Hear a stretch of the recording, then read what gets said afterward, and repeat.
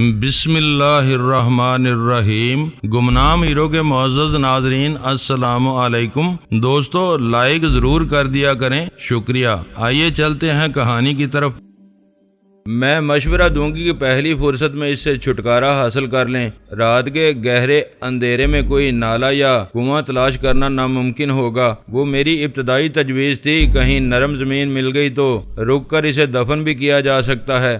آپ اس کے لیے ان بکھیڑوں میں کیوں پڑنا چاہ رہے ہیں؟ اس نے الجھے ہوئے انداز میں سوال کیا۔ اس چکر میں ہم کسی مصیبت میں نہ پھنس جائیں۔ اس کی لاش کا چند روز تک غائب رہنا ہمارے مفاد میں ہوگا۔ میں نے دھیمے لہجے میں اسے سمجھایا۔ لاش دستیاب ہوتے ہی اس کے اعلیٰ افسران ایک قیامت کھڑی کر دیں گے۔ لاش چھپا کر آپ اس قیامت کو نہیں ٹال سکتے۔ اس کی نوعیت دوسری ہوگی۔ لاش ملنے کے بعد اس کے قتل کا الزام ہمارے سر آئے گا، کیونکہ کسی کو ہمارا سراغ نہیں مل سکے گا۔ اگر یہ پجیرو کسی کی نظروں میں نہیں آئی تو وہ یہی سمجھتے رہیں گے کہ ہم گیری کو اغوا کر کے کہیں چھپ گئے ہیں۔ وہ یہ اندازہ لگائیں گے کہ سواری نہ ہونے کی وجہ سے ہم وہاں سے زیادہ دور نہیں جا سکے ہوں گے۔ وہ اپنا کافی وقت ان اطراف میں برباد کریں گے۔ ناکامی کے بعد ان کی ساری توجہ بینکاک کو کھنگالنے پر مرکوز رہے گی۔ ہو سکتا ہے کہ ہم اس مہلت سے فائدہ اٹھا کر کمبوڈیا سے بھی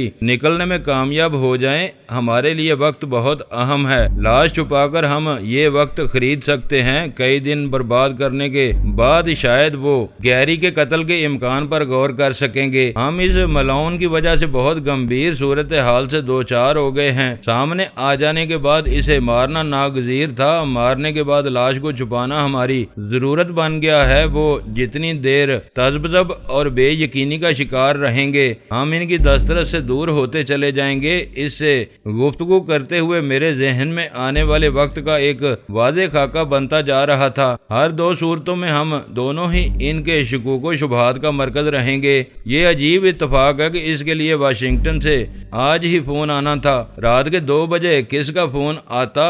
وہ بہانے بازی کر رہا تھا، کسی اور چکر میں رہا ہوگا۔ تم وقت کے فرق کو فراموش کر رہی ہو۔ بینکاک اور واشنگٹن کے وقت میں کم و بیش آدھے دن کا فرق ہے۔ وہاں اس وقت دوپہر ہوگی۔ چہرے مہرے سے یہ بھی اوباش اور تفریحات کا رسیہ نظر آتا تھا۔ سرکاری کام نہ ہوتا تو یہ بھی روشنیاں گل ہونے کے انتظار میں وہاں رکا رہتا۔ کیا وہ پارٹی سورج طلوع ہونے تک چلتی رہے گی؟ غزالہ نے حیرت سے پوچھا۔ میں دھیرے سے ہنس دیا۔ کبھی کبھی تم احمقانہ بات کہہ جاتی ہو۔ چوفان نے بتایا تھا کہ مہمانوں کا خمار گہرا ہونے کے بعد صرف ساحل کی طرف جلنے والی سرچ لائٹس روشن رہیں گی، باقی تمام روشنیاں ڈان کے ایک اشارے پر بجھا دی جائیں گی۔ لعنت ہو ڈان اور اس کے مہمانوں پر۔ وہ تیزی سے بولی، کاش سمندر کی کوئی اونچی لہر ان سب کو اپنے ساتھ بہا کر لے جائے۔ ان سیاہ کرتوتوں کی پردہ داری کے لیے اس دور افتادہ ویرانے کا انتخاب کیا گیا ہوگا، ورنہ یہ تقریب کہیں اور بھی ہو سکتی تھی۔ ڈان کے دماغ میں راجن کی وائٹ ہاک گھسی ہوئی ہے۔ وہ میرے لیے بینکاک میں ڈرائیونگ کا پہلا تجربہ تھا۔ ہم گھور اندھیرے کو پیچھے چھوڑ آئے تھے۔ میرے سامنے شہر کے روشن اور کشادہ راستے پھیلے ہوئے تھے۔ ان علاقوں میں لوگوں کی دل بستگی کے لیے شبینہ تفریحات کے ٹھکانے نہیں پائے جاتے تھے، اس لیے ہر طرف خاموشی اور ویرانی کا گہرا راج تھا۔ اسٹریٹ لیمپس کے روشن کمکمے بھی تھکے تھکے اور خوابیدہ سے نظر آ رہے تھے۔ مجھے وہ سب بالکل نیا نظر آ رہا تھا۔ کہیں بھی کسی ایسی نشانی نظر نہیں آ رہی تھی کہ جس کے سہارے میں صحیح راستے کا تعین کر سکوں۔ بس سمت کا ادراک ذہن میں موجود تھا، اس کے سہارے میں رکے بغیر بڑھتا جا رہا تھا۔ بظاہر میں غزالہ سے باتوں میں مصروف تھا، مگر مجھے راستے کی فکر دامن گیر تھی۔ فوج چوفان سے سب کچھ طے ہو گیا تھا، بس وہی ایک مسئلہ میں نے معمولی سمجھ کر نظر انداز کر دیا تھا۔ ہمارے لیے وقت کا ایک ایک لمحہ قیمتی تھا۔ میرے ایما پر غزالہ نے چوفان کے فراہم کیے ہوئے بیگ میں سے طے کیا ہوا نقشہ نکال کر اپنی گود میں پھیلا لیا۔ کیبن لائٹ کی روشنی میں مجھے محسوس ہوا کہ چوفان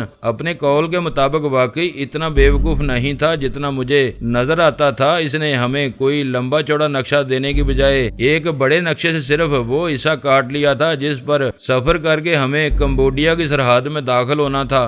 بڑے اسکیل پر چھپے ہوئے اس نقشے میں چوفان کی لگائی ہوئی سرخ لکیر بہت نمایاں تھی۔ اس راستے کے قرب و جوار میں چھوٹی بڑی سڑکیں اور آبادیاں بھی بہت واضح تھیں۔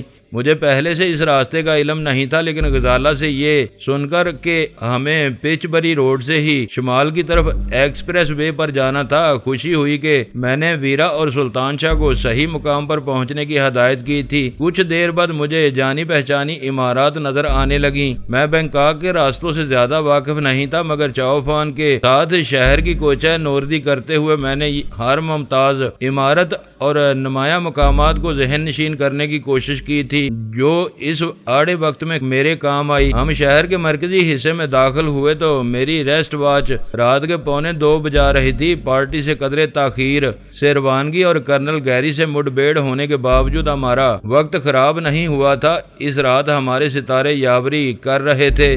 گیری جیسا چلاک اور خطرناک آدمی حالات کی بے بسی کا شکار ہو کر غزالہ کے ہاتھوں کسی میمنے کی طرح مرا گیا۔ راستوں کا علم نہ ہونے کے باوجود میں اپنی چھٹی حص کے سہارے صحیح سمت میں گاڑی ڈرائیو کرتا رہا۔ مجھے توقع تھی کہ وہ خوش نصیبی اس سفر میں آگے بھی ہمارا ساتھ دے گی اور ہم عافیت کے ساتھ ڈان اور تھائی قانون کی گرفت سے دور نکل جائیں گے۔ چاؤ فان کے ساتھ اپنے فرار کی منصوبہ بندی کرتے ہوئے میرے ذہن پر صرف اور صرف ڈان کی بدنیتی کا خوف سوار تھا۔ وہ اپنے مکارانہ حربوں سے مجھے بینکاک میں روک کر مجھ سے کام لینا اور میرے بارے میں مزید چھان بین کرنا چاہ رہا تھا۔ بینکاک میں قانون کی بہت سی سنگین خلاف ورزیاں کرنے کے باوجود مجھے قانون کے محافظوں کی طرف سے کوئی تشویش لاحق نہیں تھی، کیونکہ وہ میری درپردہ کارروائیوں سے بے خبر تھے۔ گیری کی ہلاکت نے وہ صورتحال یکا یک بدل دی تھی۔ اس کی گمشدگی کے بارے میں ہمارے خلاف کوئی ثبوت نہ ہونے کے باوجود مقامی پولیس واقعاتی شہادتوں کی روشنی میں ہماری تلاش شروع کر دیتی۔ پیٹ پونگ سے پچ بری تک شہر کے کلب میں شب بیدار رندوں کی مشتبہ سرگرمیاں پورے زور و شور سے جاری تھیں۔ ان میں ہر ملک اور ہر قوم کے مرد و زن نظر آ رہے تھے۔ سب کھوئے اور خواب زدہ انداز میں سڑکوں اور فٹ پاتھوں پر رواں دواں تھے۔ ان کے لیے رات اترنے کے بعد دن طلوع ہوتا تھا۔ گاڑی میں ایک اہم امریکی سفارتکار کی تازہ لاش لے کر بینکاک کے اس شب بیدار علاقے سے گزرنا آسان کام نہیں۔ میرا دوران خون تیز ہو چکا تھا، دل کی دھڑکنیں کنپٹیوں میں محسوس ہو رہی تھیں اور نگاہیں تیزی سے گرد و پیش کا جائزہ لے رہی تھیں۔ میں نے دور ہی سے دیکھ لیا کہ وہ دونوں کاؤ بوائے کلب کے قریب کسی آوارہ گرد جوڑے کی طرح بے پرواہی سے ایک دیوار سے ٹکے ہوئے تھے۔ کاؤ بوائے کلب میں رات اپنے ہنگامہ خیز شباب پر تھی۔ فٹ پاتھ پر بھی کافی لوگ موجود تھے، لیکن کوئی ان دونوں کی طرف متوجہ نہیں تھا۔ انہیں یہ علم نہیں تھا کہ میں کس گاڑی میں انہیں لینے کے لیے آؤں گا۔ جو ہی میں نے گاڑی کنارے سے لگا کر روکی، انہوں نے ہماری ایک جھلک دیکھی اور تیر کی طرح ہماری طرف چلے آئے۔ کسی سے کچھ کہنے سننے کی ضرورت پیش نہیں آئی۔ ان دونوں کے شانوں پر ہلکے پھلکے سفری تھیلے جھول رہے تھے جو کلاش سیاہ عام طور پر اپنے ساتھ لیے پھرتے ہیں۔ وہ دونوں ایک ہی سمت کا دروازہ کھول کر پھرتی سے عقبی نشست پر سوار ہو گئے اور میں نے گاڑی آگے بڑھا دی۔ فرار کے لیے اس سے بہتر گاڑی ملنی مشکل تھی۔ ویرا نے بیٹھتے ہی ستائشی لہجے میں تبصرہ کیا، معلوم ہوتا ہے کہ چاؤ فان کو الو کا گوشت کھلا کر تم نے اپنا متی بنا لیا ہے۔ تم لوگوں کا باقیہ سامان کہاں ہے؟ کراچی میں تو تم دونوں نے سفر کے لیے اچھے خاصے سوٹ کیس تیار کیے تھے۔ میں نے اس کے تبصرے کو نظر انداز کر کے متجسس لہجے میں پوچھا، یوں سمجھ لو کہ ایک دل کے ٹکڑے ہزار ہوئے، کوئی یہاں گرا کوئی وہاں گرا۔ خطرناک مہم درپیش ہونے کے باوجود ویرا شگفتہ موڈ میں تھی۔ اس کی بات جاری رہی، کچھ نیو یارک میں رہ گئے، چند جوڑے ٹورنٹو میں پھینک دیے، ایک تھیلا راستے میں کوڑے دان میں پھینکتے ہوئے آئے ہیں۔ بس کچھ چیزیں ہیں جن کے بغیر گزارا مشکل تھا۔ یکا یک اس نے چند گہرے سانس لیے، پھر تشویش زدہ انداز میں بولی، گاڑی میں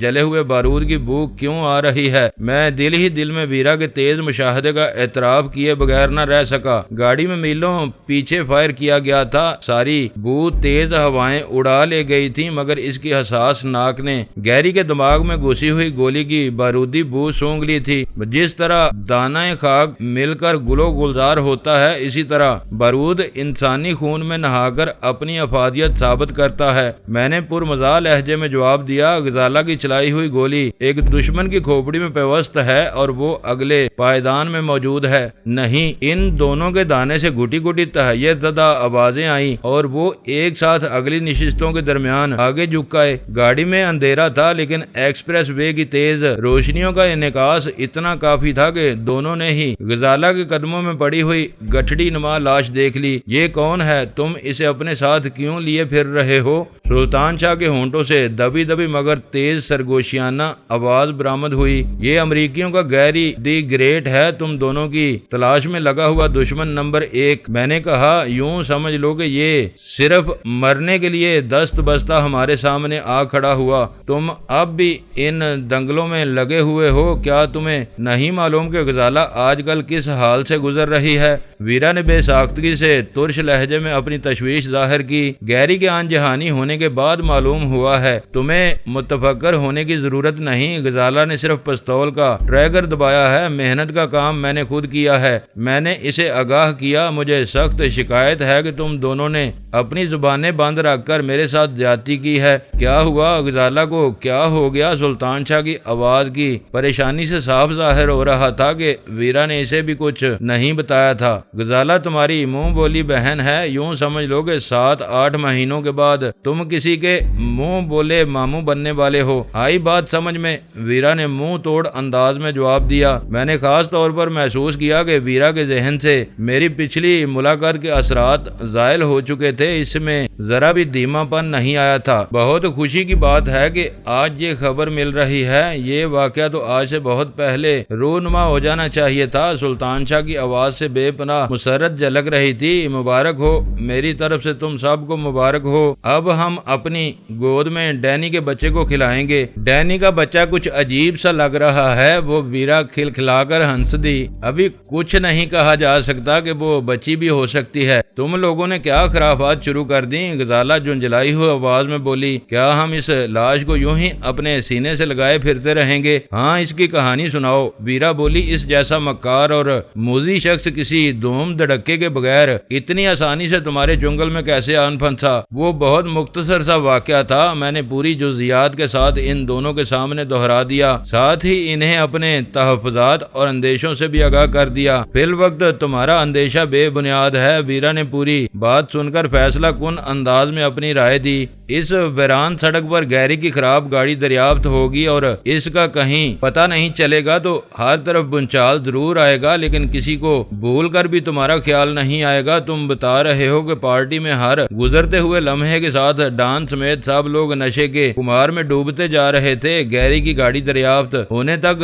سب ہوش و خرد سے بیگانہ ہو چکے ہوں گے۔ ہر شخص گیری سے ہمدردی ظاہر کرتا ہوا اپنے گھر جا کر سو جائے گا۔ تم دونوں کے فرار کا راز اس وقت کھلے گا جب ڈان ہوش و حواس میں آنے کے بعد کسی ضرورت کے تحت تم سے رابطہ کرنا چاہے گا اور تم کہیں دستیاب نہ ہوگے۔ دونوں الگ الگ واقعات تصور کیے جائیں گے۔ ڈان تمہیں تلاش کرے گا۔ ہر طرف سے مایوس ہونے کے بعد وہ یہ بھی سمجھ سکتا ہے کہ گیری تم دونوں کو اغوا کر کے کہیں غائب ہو گیا۔ گاڑی خراب ہونے پر اس نے کوئی متبادل تلاش کر لیا ہوگا۔ تمہاری ذات میں گیری کی دلچسپی ڈان کے علم میں آ چکی تھی۔ منفی سمت میں مت سوچو، ڈان کو صحیح نتیجے پر پہنچنے میں کئی دن بھی لگ سکتے ہیں۔ ہمارے لیے یہ مہلت غنیمت ثابت ہوگی۔ اصل نقطہ وہی ہے جو تمہارے ذہن میں جمع ہوا ہے۔ کسی کو گیری کی لاش کی بھنک نہیں ملنی چاہیے۔ لاش سامنے آنے سے پورا کھیل بگڑ جائے گا۔ تعداد میں 2 سے 4 ہوتے ہی صورتحال حوصلہ افزا نظر آنے لگی۔ سب کچھ جوں کا توں تھا، لیکن میرے ذہن سے دباؤ دور ہو گیا۔ ہم چاروں ایک مدت کے بعد بے تکلفانہ فضا میں یکجا ہوئے تھے۔ ماحول میں عجیب جوش اور گرم جوشی پائی جا رہی تھی۔ پچ بری سے ایکسپریس وے سیدھی جا رہی تھی۔ اس پر لاش کو کسی محفوظ مقام پر ٹھکانے لگانے کا موقع ملنا محال تھا۔ بینکاک کے مضافاتی رہائشی علاقے میں سڑک کے کنارے تھائی اور انگریزی زبانوں میں لگے ہوئے بورڈ سے علم ہوا کہ وہاں سے آگے اس سپر ہائی وے کا نام شاہراہ دوستی ہو گیا تھا۔ وہ علامات دیکھتے ہی ویرا نے غزالہ سے نقشہ لے لیا اور پورے انہماک سے ہمارے سفر کے مجوزہ راستے کے مطالعے میں جٹ گئی۔ سلطان شاہ نے غزالہ سے باتیں شروع کر دیں۔ ہم سب 4 جان ایک قالب تھے، ہمارے درمیان کوئی بات ڈکی چھپی نہیں رہتی تھی۔ غزالہ اسے جلال کی کمبوڈیا میں متوقع آمد اور اس کے دیے ہوئے نئے ناموں کے بارے میں بتا رہی تھی۔ ویرا بظاہر اپنے کام میں لگی ہوئی تھی، لیکن درمیان میں لقمے دیتی جا رہی تھی۔ کچھ دیر کی دماغ سوزی کے بعد ویرا نے بتایا کہ لوپ بوری کی سمت میں جا رہے تھے، جہاں سبراج کی زندگی کا باب ہمیشہ کے لیے بند ہوا تھا۔ لوپ بوری سے کافی پہلے پھر انا خون نامی قصبے سے ہمیں سپر ہائی وے سے اتر جانا تھا۔ اس نئی سڑک کا نام شاہراہ دوستی تھا، جو متعدد شہروں اور قصبوں سے ہوتی ہوئی کمبوڈیا میں داخل ہو جاتی تھی۔ سپر ہائی وے پر لگے ہوئے سائن بورڈ کے بارے میں غلط فہمی دور ہونے سے مجھے اطمینان ہوا کہ پھر انا خون کے بعد ہم گیری کے ناپسندیدہ بوجھ سے نجات حاصل کرنے کی کوئی راہ نکال سکیں گے۔ تقریباً 1 گھنٹے کی آرام دہ اور تیز رفتار مسافت کے بعد ہمیں پھر انا خون کے نشانات نظر آنے شروع ہو گئے۔ اس دوران میں ویرا اور سلطان شاہ نے ٹارچ کی روشنی میں باری باری گیری کی لاش کا دیدار کر لیا تھا۔ اس کی کان پٹی پر چھوٹے سے زخم کے گرد خون کی پپڑیاں جمی ہوئی تھیں۔ فوری طور پر اس کی موت واقع ہونے کی وجہ سے زخم سے خون بہنے کی نوبت نہیں آئی تھی۔ اسے مرے ہوئے زیادہ وقت نہیں گزرا تھا، اس لیے لاش کے جوڑ بدستور نرم تھے۔ سپر ہائی وے پر رات گہری ہو جانے کے باوجود مال بردار ٹرکوں اور ٹریلروں کی خاصی آمد و رفت جاری تھی۔ اس دوران میں ہم گنتی کی چند گاڑیاں آتی جاتی نظر آئیں۔ ان میں لوگ شاید کسی ہنگامی ضرورت کے تحت سفر پر نکلے تھے۔ پھر انا خون کی آبادی خاصی وسیع تھی۔ ہائی وے کی بلندی سے شہر کی خوابناک روشنیاں دور تک پھیلی ہوئی نظر آ رہی تھی۔ ہم سپر ہائی وے سے بائیں طرف شاہ راہ دوستی پر اترے تو میں نے سکھ کا سانس لیا۔ ہمارے سفر کا ایک مرحلہ خیر و خوبی سے مکمل ہو گیا تھا۔ ہم آبادی کے بیرونی سرے کے ساتھ آگے بڑھتے رہے۔ وہ سڑک بھی کشادہ اور ہموار تھی۔ دوسری خاص بات یہ تھی کہ سپر ہائی وے کے مقابلے میں اس روٹ پر ٹریفک نہ ہونے کے برابر تھا۔ پھر انا خون کی آبادی سے آگے نکل جانے کے بعد میں نے گاڑی کی رفتار کم کر لی۔ میری نگاہیں کوئی مناسب مقام تلاش کر رہی تھی جہاں گیری کی لاش کو ٹھکانے لگایا جا سکے۔ تمہیں اپنے چاؤ فان پر پورا بھروسہ ہے؟ اچانک ویرا سوال کر بیٹھی۔ غزالہ کی ہنسی چھوٹ گئی۔ اس کا نام چاؤ چان نہیں، چاؤ فان ہے۔ ابھی تک وہ اپنے قول کا دھنی ثابت ہوا ہے۔ میں نے اس کی توثیق کرتے ہوئے کہا، اس پر شبہ کرنے کی کوئی وجہ نہیں ہے۔ میں یہ سمجھنے سے قاصر ہوں کہ ڈان کا ایک پرانا نمک خوار یکا یک تمہارا ہمدرد کیوں بن گیا۔ وہ بہت سی باتوں سے بے خبر تھی۔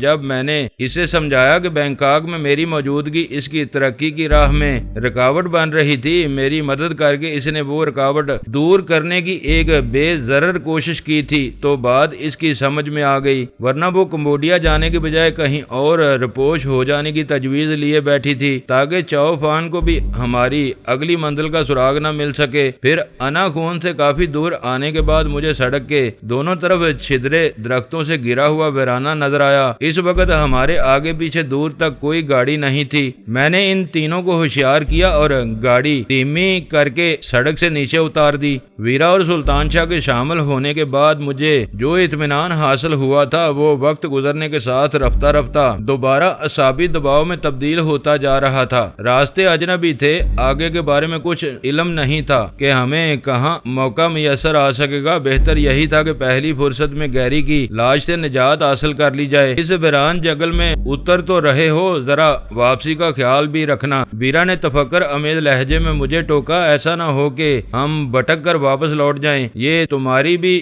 برابر کی ذمہ داری ہے، ذرا سمتوں کا خیال رکھنا۔ اس جنگل میں کیا گیری کی لاش کو کسی پیڑ پر لٹکانے کا ارادہ ہے؟ اور کچھ نہ ہو سکا تو یہی کرنا پڑے گا، میں نے ترکی بے ترکی جواب دیا۔ ابھی لمبا سفر باقی ہے، کہیں نہ کہیں بہتر موقع مل جاتا۔ غزالہ کا پیر باری ہو چکا ہے، گیری نکل کر کہیں نہیں بھاگ سکے گا۔ یہاں دور تک سپاٹ میدان نظر آ رہا ہے، گاڑی یہیں سے سڑک کی طرف موڑ لو۔ اس نے تمسخرانہ انداز میں رائے زنی کی۔ اس چکر میں ہم سرحد تک پہنچ جائیں گے اور کچھ نہیں ہو سکے گا۔ کچھ زمین ناہموار تھی، بے ترتیبی سے اگے ہوئے درختوں کے درمیان راستہ بنانے کے لیے تھوڑی سی دشواری محسوس ہو رہی تھی۔ گاڑی ہچکولے کھاتی آگے بڑھتی رہی۔ روکو، گاڑی روک دو، یکا یک سلطان شاہ چلایا اور میں نے گھبرا کر بریک لگا دیے۔ گاڑی ایک جھٹکے سے رکی اور سسپینشن پر جھول کر رہ گئی۔ کیا تمہیں اپنے گاؤں کی کوئی بدرو نظر آ گئی؟ ویرا نے اسے پوچھا۔ میرے گاؤں کی نہیں، امریکی ہے، اس نے بے روحی سے جواب دیا اور اپنی سمت کا دروازہ کھول کر نیچے اتر گیا۔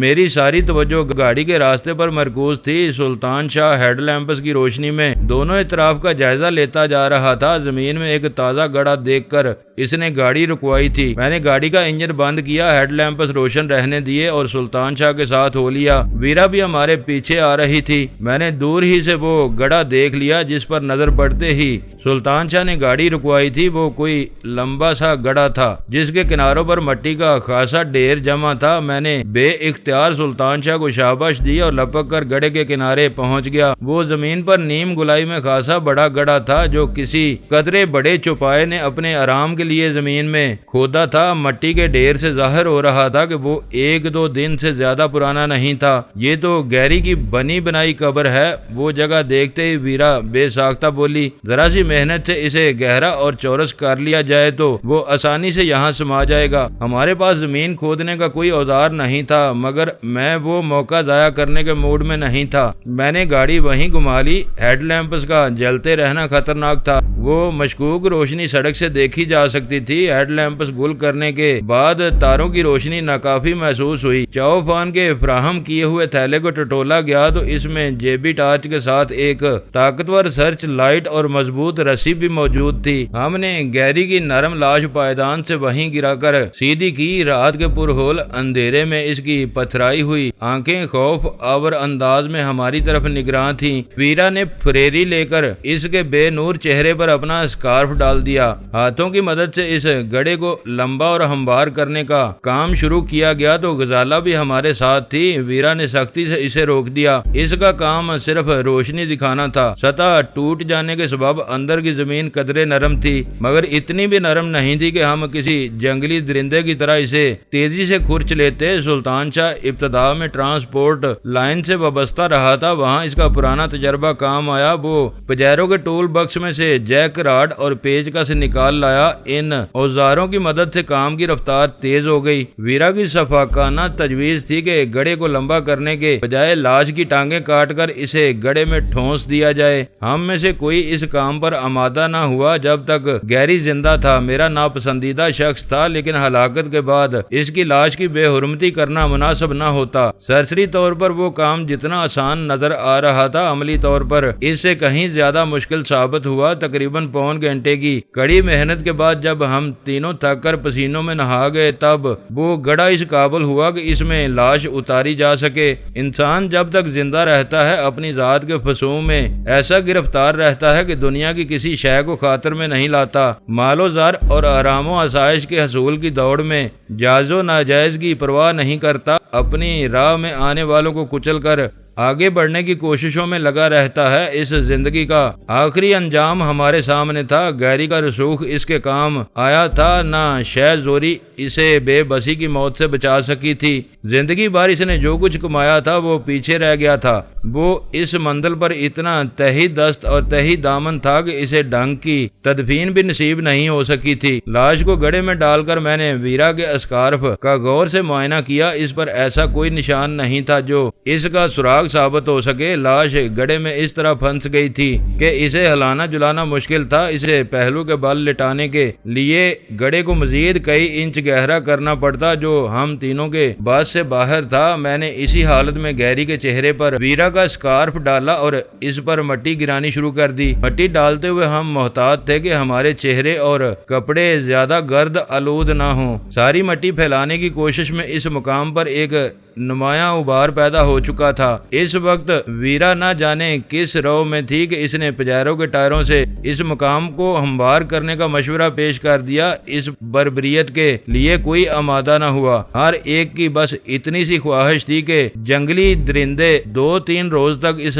نرم زمین کو ادھیڑ کر گیری کی لاش باہر نہ کھینچیں۔ گاڑی میں موجود کولر کے ٹھنڈے پانی سے ہاتھ منہ دھونے میں غزالہ نے ہماری مدد کی۔ وہاں سے تازہ دم ہو کر ہم گاڑی میں سوار ہوئے تو ویرا نے واپسی کے راستے کا مسئلہ کھڑا کر دیا۔ لاش کی جبری تدفین کے کام میں الجھ کر کسی کو ہوش نہیں رہا تھا کہ ہم کدھر سے آئے تھے۔ اس مرحلے پر غزالہ نے گاڑی سے اتر کر ٹائروں کے نشانات دیکھے اور ان کے سہارے ہمارا قافلہ سڑک کی طرف روانہ ہو گیا۔ چند منٹ میں ہم دوبارہ سڑک پر محو سفر تھے۔ راستے میں چھوٹی موٹی آبادیاں آتی اور گزرتی رہیں۔ ہر جگہ خوابناک سناٹا نظر آیا۔ راستے میں کہیں کوئی ایسی جگہ نہیں تھی جہاں رک کر سستایا جا سکے۔ کچے پکے مکانات، جھونپڑیوں اور ٹمٹماتی ہوئی روشنیوں سے اندازہ ہو رہا تھا کہ اصل تھائی لینڈ وہی ہے۔ بینکاک اور دوسرے مشہور تفریحی مقامات کا سجا سجایا چہرہ سیاحوں کی دل بستگی کے لیے تیار کیا گیا تھا، جس کی اس ملک کی حقیقی معاشرت اور معیشت سے دور کی